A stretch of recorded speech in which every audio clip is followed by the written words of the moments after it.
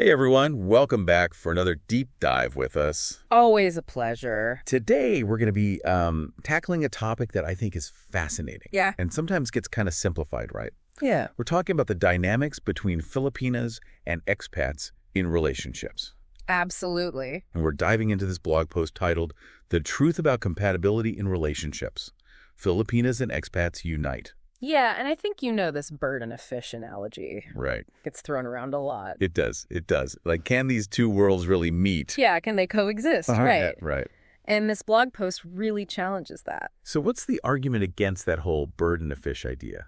Well, the author, who is actually in a mixed marriage themselves, Okay. really emphasizes that, lasting compatibility isn't about being identical. Right. It's more about shared values and having a vision for the future. I mean, that makes sense. It's like, do you want someone who has all the same hobbies as you, but you have completely different life goals? Right, or vice versa. Or vice versa, exactly. Exactly. So it's about the bigger picture, not just like these superficial similarities. Exactly. And, the blog post even uses this funny example Okay. of, imagine a Filipina learning to play bingo at a senior center or being taken to a gun range. Right, out of their element. Right, totally.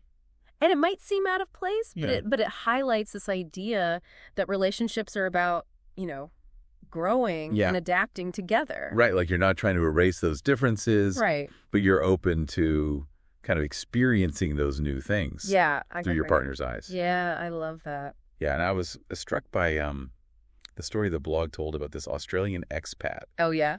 who falls head over heels for a Filipina bartender. Yeah. And he was like totally convinced she was at it was a league. But they end up building this like beautiful relationship. Right. And what I thought was so interesting about that is it's like, it's almost like flipping the script on that opposites attract cliche. Yeah. It's not just about being different. It's about the differences leading to something deeper. Yes, exactly. It's about appreciating those unique perspectives. Exactly. And how those can actually like fuel a desire to learn and grow together. And I think especially in these pairings, the Filipina's cultural background, it often introduces a dynamic that might be really different from what the expat partner is used to, especially in, Western relationships. And I think for those listening who might not, be familiar with Filipino culture, what are some of those key differences that might stand out in a relationship? Well, one of the things the blog highlights is, the value placed on respectfulness and traits that are often associated with femininity. Now, I know that term can be loaded and can have, different interpretations, but in this context, it's about, expressing warmth. Nurturing, and a certain grace in interactions. So it's not about, fitting into a stereotype, Right. but it's about understanding that cultural context. Exactly. Right. Yeah. Okay, that makes sense. And I think, that can create a really interesting dynamic in a relationship. Yeah, almost like, a balancing effect. Exactly. It's not about one culture being better than the other, right? It's about recognizing the strengths each partner brings. Yeah. And how those differences can create, kind of a beautiful synergy. And the blog post also talks about this idea of shared spirituality, especially given that, Catholicism and Christianity are so central to the lives of many Filipinas. Absolutely. So how does that play a role? Well, faith can definitely be a strong foundation for many couples. Right. But it's also worth noting that Filipinas are often, incredibly adaptable and tolerant when it comes to different belief systems. So it's more about like finding that common ground in terms of values and respect. Okay. So it's not about demanding like uniformity, but about having that shared foundation. Right. Yeah. Respect. I like that. And speaking of shared foundations, the blog emphasizes this need for couples to be aligned on future goals. Oh, absolutely. Whether it's family, careers, or lifestyle. Yeah. Why is that so important? Well, that shared vision for the future is really crucial. Yeah. And, this is where I think things can get tricky. Yeah. Because we've got these differences in cultural values. Right. We often hear about the importance of extended family. Yes. In Filipino culture. Absolutely. So how does that play into, building a life together? That's a great point. Yeah. That role of extended family, it is often much more central in Filipino culture than in, a lot of Western societies. Yeah. And it's something that expat partners really need to understand and be prepared to navigate. Yeah. It can bring immense richness and support to the relationship, but it also can present unique challenges. Does the blog give any specific examples of how couples have navigated that? It does. There's a really touching anecdote about There's a really touching anecdote about an American expat who, initially felt really overwhelmed by the constant presence of his Filipino wife's extended family. Yeah, I can imagine that could be a bit of a culture shock. Right, totally. But over time, he came to appreciate the warmth and the support and the sense of community that they brought to their lives. He even started learning some Tagalog phrases to communicate better with them. Oh, that's awesome. That's so sweet. It's really heartwarming, right? It is. It shows you how embracing those differences can actually bring you closer. Absolutely. And, speaking of communication, this is another area where Filipinas often bring a unique perspective to the table. Okay, how so? Well, the blog highlights their tendency towards directness and honesty. Interesting. Which can be really refreshing, especially compared to the, sometimes more nuanced communication styles you see in Western cultures. So less beating around the bush and more just saying what's on your mind. Pretty much, straight to the point. I like that. And while that might take some getting used to for an expat partner, Yeah. that straightforwardness can actually lay a really strong foundation for understanding and conflict resolution. Yeah, because you're not left guessing what the other person is really thinking or feeling. Exactly. It's all out in the open. And I think that can be especially helpful when you're navigating the complexities of an intercultural relationship. Oh, for sure. It can help prevent misunderstandings that might arise from those different cultural norms. Right, like how you express your emotions or address sensitive topics. Right, exactly. It's about being clear and open in your communication. Yeah, and what's interesting is that as these relationships become more common, there's this growing sense of community too. Oh, absolutely. There are all these online forums and chat rooms now where people can share their experiences and support each other. That's so cool. It's like having a built-in network of people who really get it. Exactly. And that can be so valuable, especially for Filipinas who are navigating the unique challenges of an intercultural relationship. For sure. That sense of belonging can make a world of difference. And, within these relationships, it's also important to celebrate both individual and shared accomplishments. Okay. Why is that?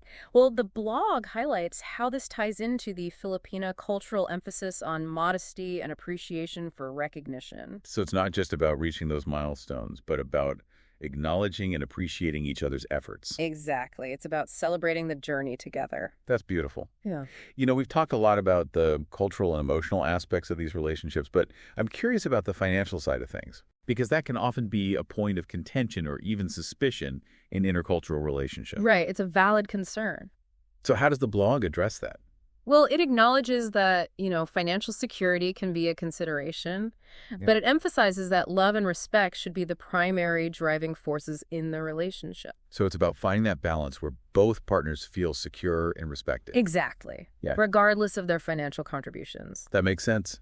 Like you said earlier, shared values and a vision for the future are what really matters. Precisely. Financial stability might be a factor, but it shouldn't be the defining one. This whole conversation has really challenged that initial bird and fish analogy. I agree. It seems like those differences, rather than being deal breakers, can actually become strengths when you approach them with understanding and respect. Absolutely. It's about shifting our perspective and seeing those differences as opportunities for growth and connection. Imagine a world where we celebrate those differences instead of fearing them. Right. The possibilities are endless. That's such a powerful message. It's about expanding our definition of what a successful relationship can look like. And recognizing that love can flourish in the most unexpected places. And speaking of stepping outside our comfort zones, I have a feeling some of our listeners might be feeling inspired to explore the possibility of a relationship with someone from a different culture. I hope so. And if that's the case, I have a suggestion. I'm all ears. Why not head over to wealthylovewell.com? Yes, wealthylovewell.com is an amazing platform for meeting people from all walks of life. You can create a free dating profile and start exploring. You never know. You might just find that special someone who perfectly embodies that blend of bird and fish. Or something even more extraordinary. Exactly. What's so exciting about this is even if you don't find the one right away, it's still a chance to expand your social circle and learn more about different cultures. Absolutely. You might make some amazing new friends along the way. And who knows? You might discover that those cultural differences you once perceived as barriers are actually the very things that draw you to someone. It's all about keeping an open mind and an open heart. It's amazing, isn't it, how our own perceptions can sometimes, blind us to the possibilities. Yeah, totally. Like, we get stuck in these boxes of, this is what I know, this is what I've been told. Exactly. And we miss out on that richness of experiencing something truly different. And especially when it comes to relationships, right? Oh, absolutely. It can really hold us back from finding something truly special. This makes me wonder. Yeah. If we're talking about cultural differences as, assets, what other incompatibilities, quote unquote, might actually have hidden strengths? Right. What if the things we see as obstacles are actually keys to unlocking something even deeper? Deeper connection, more fulfillment. I don't know. Exactly. It's a real challenge to all of us. It is. To be more open-minded, more curious. More willing to embrace the unexpected. Yes. And to see those differences not as threats, but as opportunities. Opportunities to grow, to learn, to discover. Yes. So as we kind of wrap up this deep dive into Filipina expat relationships, let's leave our listeners with that thought. Don't let those preconceived notions hold you back, right? Absolutely. Embrace the differences. Explore the possibilities. You might be surprised at the connections you make. And if you are feeling adventurous and ready to kind of dive into those possibilities, head over to wealthylovewell.com. Yes. Create a free profile. See who's out there. You never know what you might find. Happy diving, everyone.